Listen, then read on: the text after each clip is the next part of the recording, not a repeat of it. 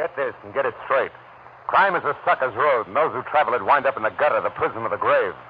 I didn't know it, but I was caught in a smokeout that led from a search for a lady in black, past murder at a highway inn, to gunfire at a warehouse, for a girl already dead in the morgue. From the pen of Raymond Chandler, outstanding author of crime fiction, comes his most famous character in The Adventures of Philip Marlowe.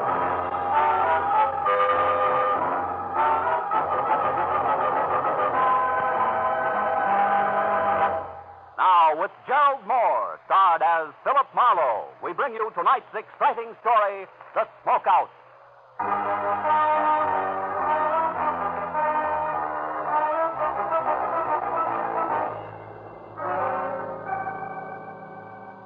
Never seems to fail. A sleepless night that leaves you with raw nerves and sandpaper eyelids is always followed by a day that never ends. A kind of long, tough day that keeps you on the move until life in the city is finally reduced to no more than a confused clatterous stink of exhaust fumes and an aimless mob of shallow people milling around looking for nothing but a chance to con each other out of a lousy butt. And this was no exception. Because when I finally decided to quit to get out of it to go someplace quiet and relaxed, I found myself instead in a hurry all over again.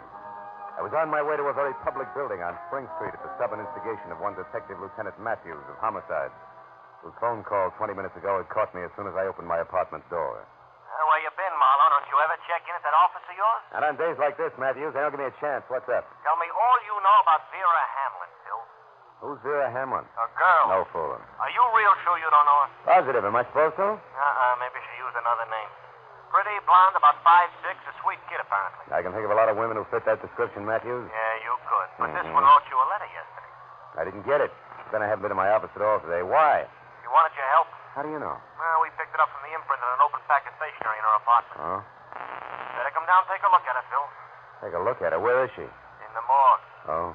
She was struck by a car last night. Accident? What makes you ask that, Marlowe? Your dubious tone of voice, Matthews. Well, was it an accident?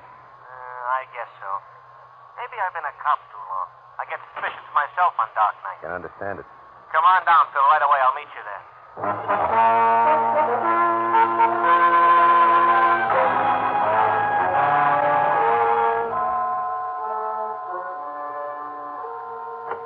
You better hold it a while. Oh, here he is now. Hello, Phil. Hi. Made good time. This is Mr. Connor, the morgue attendant. I'm certainly glad to know you, Mr. Marlowe. Is this your first visit? No, I've been here before, Connor. Well, Matthews, for what good do you think this is going to do to the police department? Let's see her and get it over with. All right, let's go, Connor. Certainly. Step this way, please, gentlemen. Follow me. Happy fella, isn't he? Well, civil sense. Here to the right. Now, let's see. Egram, Barnigan. Now, here we are. Hamlin, Vera. There. Well, Marlowe? Hmm. You know her, Marlowe? No. Okay, that's all. All right, Lieutenant Matthews. Come on, Phil. Let's get out of here. Yeah. Now, look, Matthews, I told you on the phone I didn't know. What'd you get me down here for? Because there's some angles on this death I don't like to look at. That letter to you is one of them. Got the letter? No, I read the whole thing in from the lab and that imprint they worked on. She was worried. She wanted you to investigate something for her. You were supposed to call her today. Know anything about her? Yeah, she came to L.A. about 6 months ago from Omaha. Mm-hmm. She worked for a guy named Brasso's, a produce wholesaler, 77 Market Street. Lately, she was seeing a lot of him after office hours. What's wrong with that? Nothing. She was killed in front of Brasso's house at 2 a.m. as she was getting out of her car, and Brasso wasn't home at the time. Oh? He has a fair alibi, puts him out on Highway 101 north of Santa Monica when it happened. Excuse me, gentlemen. I'd better get the phone. Yeah, do that. What about the motives, Matthew? No motives. Well, then why are you so upset? Why was she so upset? What did she want you for? That's not enough for you to If I go had on. that one answered, I'd know where to go from there. I know, but you're pinning a murder rap on What do somebody. you mean murder rap? I'm not up to It's that. for Get you, up. Lieutenant. All right, thank you. Excuse me a minute, Phil. Hello, this is Matthew. Yeah. A witness. Says it was murder. Phil, get a load of this. What? Yeah, give me that again. Yeah, a woman. Saw it happen, huh? Great. Who was it? The lady in black. Where'd you get that? It sounds corny. Where did you get that? It sounds... What? You mean there's a story about it out now in the L.A. Journal? Yeah, I'll be back there in 5 minutes. And listen, get a hold of the reporter who wrote that story and hang on to him. I want to talk to that wise punk. How do you like that? How do you like it? Yeah, Vera Hamlin murdered with an eyewitness to prove it. Only the police department is the last outfit in town to know. Come on, Phil. Where to this time? To buy a newspaper, find out what's going on.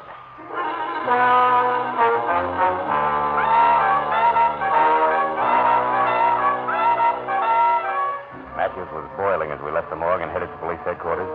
We made one stop on the way to pick up a copy of the Journal, which he read as I drove. The kind of smoky, well-illustrated sensationalism that clouds issues, doubles police work, and sells papers. Revealed exclusively to the Journal tonight that she was an eyewitness when a mad killer purposely swerved his speeding car into curvaceous blonde beauty Vera Hamlin outside her lover's Brentwood home late last night. If that's journalism, I'll eat my bag. Keep reading. You're a cop, not a critic. Yeah, but I got taste. The lady in black will appear at police headquarters at 9 o'clock to reveal license number and description of the murder and the shocking death which police have already labeled accidental. Nuts. Come on, Marlowe. I felt a little sorry for Matthews because the way things were breaking, the Vera Hamlin deal was a cinch to become one of those involved screwball affairs where nothing goes according to the book, and I was glad I never got a letter. Now it was none of my business. All I wanted to do was drop Matthews off, get away from the whole thing, and try to forget about it. But when we piled up behind the waiting squad car at headquarters, a gang of night-beat photographers draping the stairs stopped us. Give you a right. Lieutenant, is your witness going to show? It's 9 on the button. Where's the lady in I know. I didn't find out there was a witness till I read it in the Journal. Yeah, that was a dirty trick. Hiya, Marlowe. Hi, Abbott. You're an old-timer, Abbott. You guys ought to keep punks like the Journal squirt in line. They just make it tough on everyone. Oh, don't blame us for that guy. He's burned up, huh, Marlowe? You blame him? You know as well as I do, the Journal picked up that witness right here. Kept her under wraps until they had time to break the story. Well, he shouldn't let it through him. You know, guys like that usually hang themselves. Sure, after the damage is done.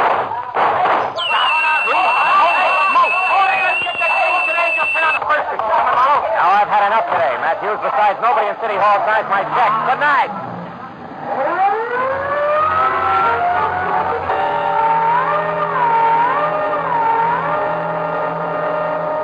I watched him out of sight and drove to the corner where one of the reporters told me that the green sedan had a lady in black in it.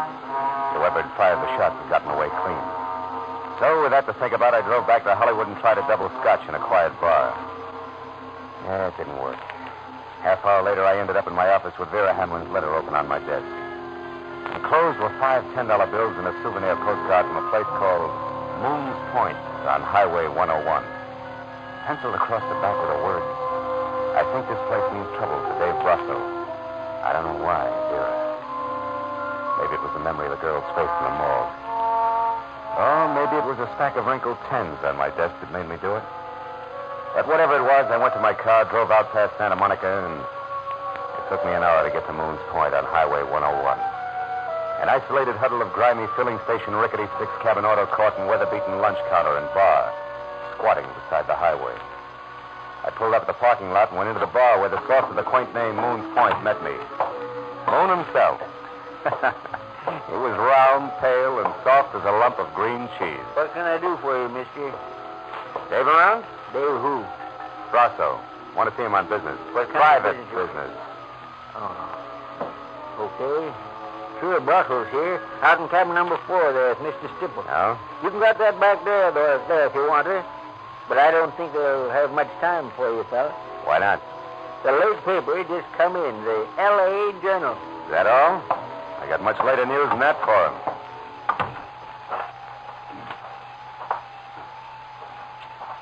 Hey, you. Who's there? Pull it down, will you? My name's Baggett. Agent sign asking for Dave Brasso. Well, I think you're a cop, and I might be able to do you a little favor. What do you got in mind, Baggett? Well, since there don't seem to be much love lost between you and Brasso, I'll tell you. I believe in an eye for an eye and a tooth for a tooth, see? I used to be a driver for Dave Brasso, only yesterday I got canned. Thrown out. Put off my truck and fired for no reason at all. So? Oh, so I've been sticking close to him, just waiting for a chance to pay him back. And I've been finding out things you might like to know. Give me a for instance. Well, for instance, he had a fight. A knockdown, drag-out argument with that Vera Hamlin girl last night, just an hour or so before she was run over. She claimed he was seeing another woman. What's that proof, Baggett?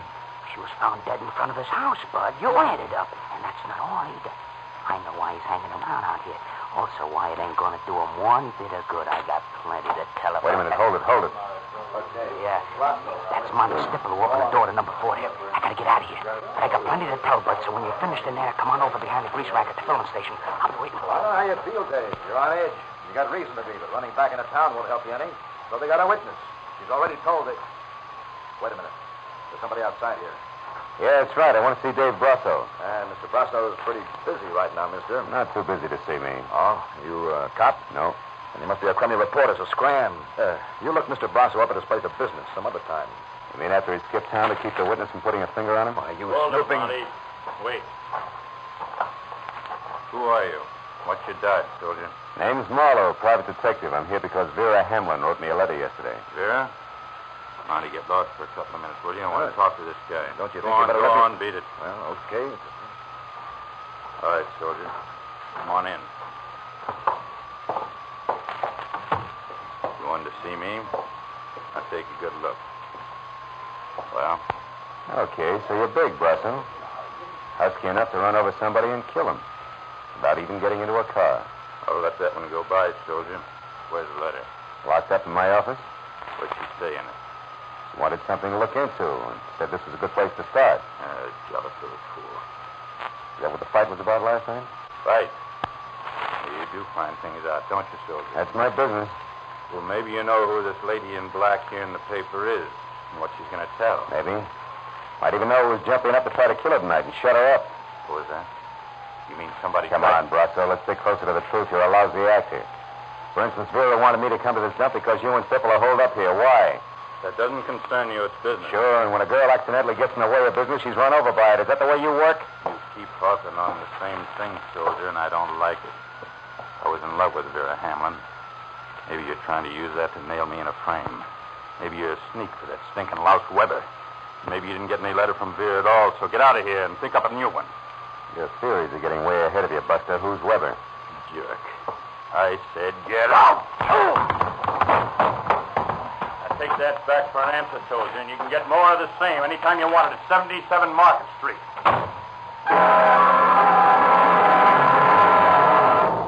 Brasso's hair trigger left with 200 pounds of shoulder behind it. Piled me out of the door and flat on my back in the gravel. Which tallied my interview with him at 0 with one minor exception. My spiteful informer, Baggett, had some basis in fact for his story, so I dusted myself off and made for the rear of the deserted filling station where the grease rack stood. There was nobody around. I waited a few minutes for him, and then I skirted wide around the auto court and looked in at the scaly window at the bar. Stipple was there with his nose in a beer glass, but no Baggett. I circled the building quietly, found nothing but indignant spiders and dark corners, and decided to try the grease rack again. When the back door to the bar opened, and Moon came out with a flashlight and a pail of garbage. He was halfway to a rack of cans when he froze. Like a bird dog with one foot in the air. Holy mackerel. His flashlight stabbing at a man's hand, hanging out over the edge of a shallow ditch. Look there. There's somebody laying in the ditch. Yeah. No wonder I couldn't find him. It's Baggett with a knife in his back.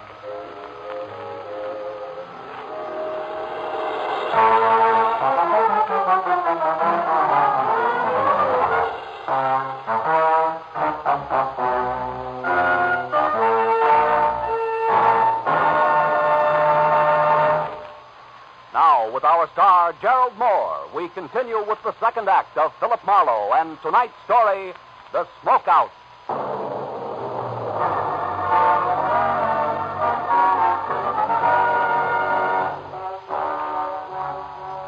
Even as death quietly hardened the hand at the edge of the ditch, the wheezing, pudgy circle known as Moon was already worrying less about why murder was sprawled at his feet and more about what the violent slaying of the truck driver was going to do to his roadhouse business as usual. Didn't make for wholesome listening. Finished. Dave Brasso, that Monday Stipple, all of them. They can take their trade and their trouble somewhere else. I got to make a buck like the next guy, but I sure ain't going to do it this way. Why, overnight a joint... Hey, wait a minute, Moon. What troubles are you talking about? Brasso and Stipple, I mean.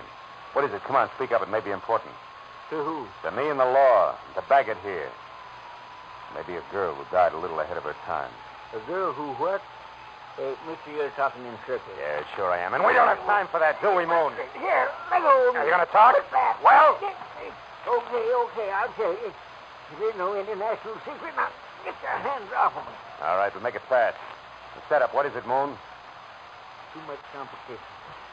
Another produce outfit run by a guy named Mike. He's been picking Brasso's trucks off along US 101 every other night. Sometimes it's a well-planned accident, and sometimes just sloppy hijacking, but all else is trouble. Trouble Brasso can't prove. Is that it? Yes. That's the reason for Monty Stipples and the meetings out here. Stipples supposed to get the proof for Hey, wait a minute. There's a guy going for the car next to mine. Oh, that's Brasso, Marlowe. And like I said, I've had enough. For my dough, it's time to call the cops. Good luck, sucker. Dave Brasso was out in front by no more than 30 seconds, so as I ran toward my car and the wall of dust, his tires had kicked up. I figured I had an even chance of catching up with him before he got back to Santa Monica and into heavy traffic. But I figured differently when I had one hand on the door of my car. I had to. Company said so. I'm holding a gun. Please don't move. She was standing someplace behind me, and when I did as told, she moved around in a wide, careful arc until we faced each other across a chunk of dark night. It revealed only two things. One, she was holding a gun, and two, there was no mistaking her. This was a lady in black. Those car keys there in your hand. Throw them here, please. Now, wait a minute. I'm sure we can talk. Please, let me have them. Okay. Now what? Now, whoever you are, you can look for these when I'm Hey, gone. listen. I don't want to be interfered with. Now, wait a minute. Oh, I get it. You're afraid something will jar the sale price you've set for Brasso, huh? Yep. What are you talking about? That ever-sneaking routine known as blackmail. Or to be very specific, a mystery witness, you, the lady in black, who almost gets to the police to tag a killer. Almost so she could scare said killer into a generous frame of mind when next they meet. In other words, baby, it was all an act, a pressure play on Dave Brasso. Now it's time to collect. Do I go on? No, you don't. You just do as I say. You just turn around and walk. And think a little. Think about the pistol shots that you neglected to mention, which somebody took at me while I almost went to the police. Or did I do that myself? Also for the sake of Mr. Brasso's frame of mind. It's possible. I don't think so. Now go on, start walking. You don't make much sense standing here. As I moved away from her, she backed off quickly toward a car that was nuzzling a high hedge near the far side of the roadhouse. So I knew that any move I intended to make had to be done right then and there. But she must have known just as much because that was when the gun she held got mad enough to start spitting my way. I dove for the gravel at my feet, then practically burrowed my way across a dozen uncomfortable yards of chopped rock to the shoulder of a line of trash cans, all of which left me scarred, safe, and in time to do nothing more effective than swear. I had a pair of teasing tail lights on a green sedan that were already winking out of sight. Didn't help much.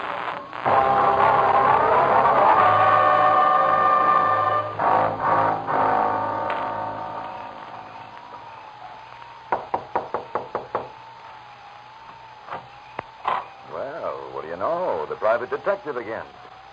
Well, what's it this time? Bill Brasso, Stipple, is he in? No, he isn't. That's funny. No, I don't think so. I only think you're funny. The panic, Marlowe. Moon and I have been watching you comb that gravel out there searching for the key. We couldn't catch the chatter, but she certainly made you look stupid. And just so you don't go on looking that way, don't bother playing so wide-eyed about Brasso being in here either. You see, I know you know he isn't. It won't work, sonny boy. Maybe a little pressure will. I doubt it. I don't bend easy, Marlowe. Also, I don't happen to know where Brasso went. But just so nobody gets too upset or quick with a gun, maybe we have to go back over to the bar to chat. Moon's expecting me. Besides, it's cozier there. It won't be once the cops start pouring in. Incidentally, it makes it your turn not to play dumb. I mean Ernie Baggett being very dead out in the back. Even Stephen, huh, Marlowe? Yeah. Okay. I know about Baggett. From Brasso? I heard you. Nice night. Marlowe? You know, Stipple, you're making a big mistake. What? Protecting Brasso can't pay off anymore. You said I was protecting him. I worked for Dave Brasso, period. If he knocked off a couple of people, and I'm not saying he has, it's got nothing to do with me. What's done's done. Which doesn't include the girl, huh? Who? That witness? What's the difference? What happens to her? She's living on borrowed time right now any way you look at it. Why? Because of what she knows? No. Because of the way she handles what she knows. All that gab in the papers. You know, she's lucky those 3 shots that were thrown at her only came out of a pistol. Could have been a howitzer, considering the advance notice she gave. Hey, Moon. What? The cops here yet? No, they ain't. Highway patrol took 5 minutes, 10 minutes ago. I sure wish they'd get here. Don't worry, they will. Well, Mama, will it be? Hey, private detective. Come out of it. What's up? Around here, Stipple, nothing. Nothing at all. Where are you going? To 77 Market Street, the Brasso Produce Company. I think it's where both your boss and the lady in black are going to get together. And what gives you that idea? A hunch, Stipple. Just a hunch. Goodbye.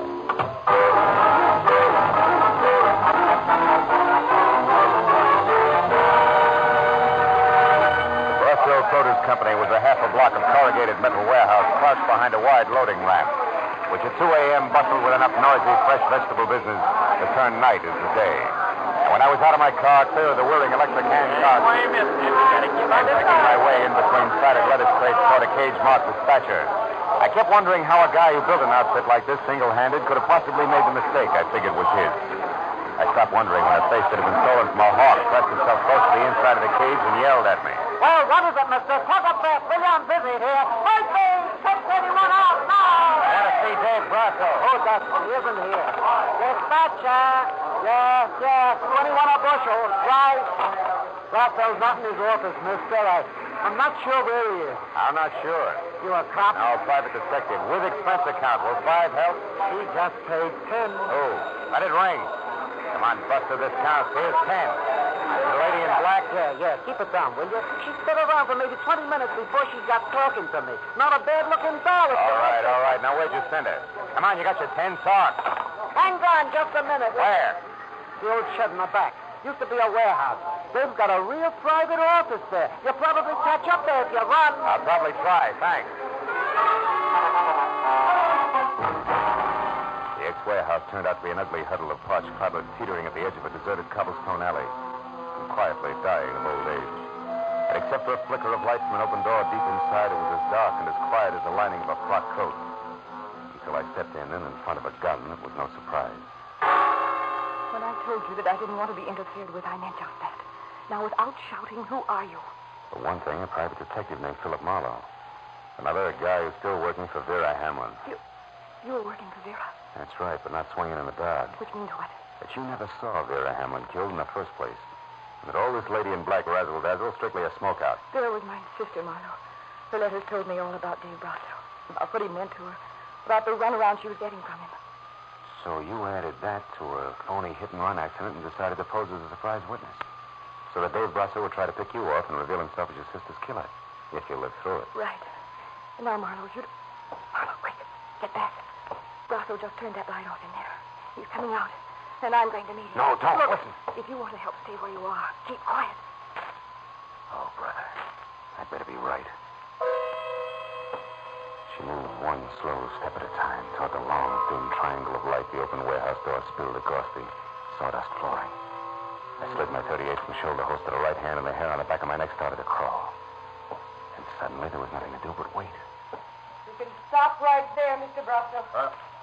Who's there? Who are you? A girl named Hamlin, Mr. Brasso. Frances Hamlin.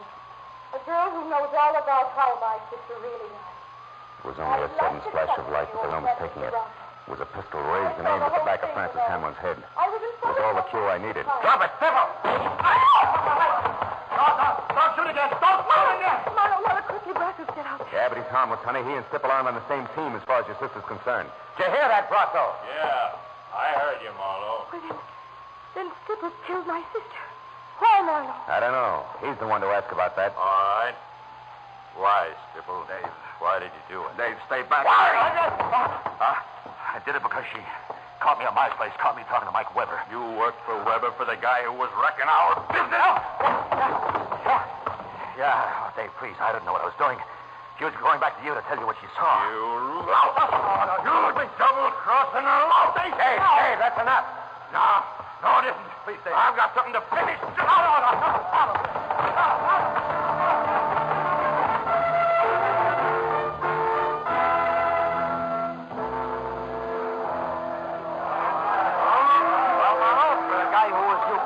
Even on the city payroll. You did all right tonight. Hey, but tell me... Duck Matthews. Hey, Lieutenant, how about the story? We're pushing our deadline on a bulldog edition. Yeah, we work for daily papers, Matthews. You've been holed up in that warehouse with Marlowe and that heavy for a half hour now. What gives? Hey, how bad is Stipple's wound? Look, the wound is nothing. It's a scratch, although I wouldn't say he ain't hurt. But the story, you'll have to wait until I'm down at headquarters. I haven't got it all myself. Oh, Lieutenant, you're kidding. Sure, I got lots of time for it. Listen, happen. Monty Stipple killed both Vera Hamlin and Ernie Baggett. He killed the lady because she found that he was crooked, and he killed Baggett because he was afraid Baggett knew too much. And now, so long. Oh, but Lieutenant, tonight I got something less than love for the gentleman of the press. Hey, Phil, come on. Miss Hamlin's over there. All right. Now, look, Marlowe, before it's impossible for me to stay away from those dear boys any longer, tell me, where did you run across the switch? I mean, what tagged Monty Stipple for you? Mistake he made, Lieutenant. calling the shots when he was blindfolded? Or in other words, what? Matthews, I'm tired. Tomorrow, huh? No. We can talk then. Come on, Marlowe, Frank. please. Okay. Well, it's something like this. Back at Moon's Point, Sybil told me how lucky the lady in black was. Only 3 shots were thrown at him. And he had no way of knowing how many shots had been thrown, huh? Attaboy. Unless, of course, he threw them himself. Sure. Francis had a smokeout plan, which was an inspiration to me because knowing Stipple was a liar and proving it were 2 different things. So you led him to the warehouse, and while Miss Hamlin here gunned for Brasso, Stipple gunned for her. You're so right, and good night, Lieutenant Matthews. Listen, Marlowe, Good night, Lieutenant. Okay. Good night, Phil. Good night, Miss Hamlin. Good night, Lieutenant. Well, thanks, Marlowe. And what? More questions? Uh-huh. But not under vital statistics. Oh. Marlowe, one way or another, my crazy plan has worked, right? I guess so. Well, then tell me. Now that Stipple's caught and, well, it's all over, am I supposed to feel good? I don't know, baby. Maybe that's what's so screwy about revenge. It's got all the permanence of a smoke ring, even when you're positive it's justified. Cigarette?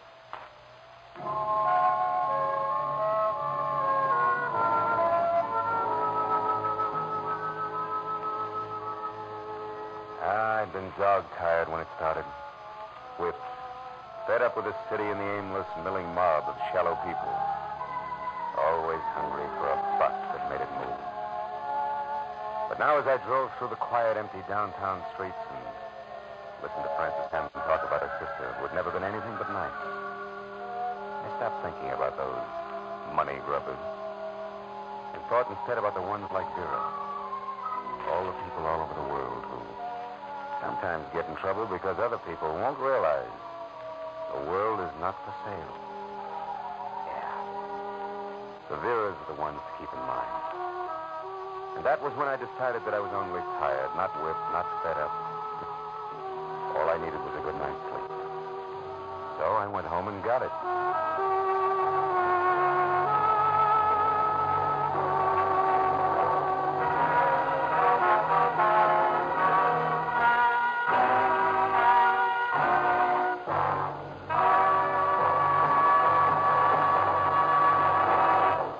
The Adventures of Philip Marlowe, bringing you Raymond Chandler's most famous character, star Gerald Moore, and are produced and directed by Norman McDonald. Script is by Robert Mitchell and Gene Levitt. Featured in the cast were Lynn Allen, Barney Phillips, John Daner, Jack Crucian, Parley Bear, Edgar Barrier, Byron Kane, Hugh Thomas, and Bill Raleigh. Detective Lieutenant Matthews is played by Larry Dobkin. The special music is composed and conducted by Richard Oron. Be sure and be with us next week when Philip Marlowe says...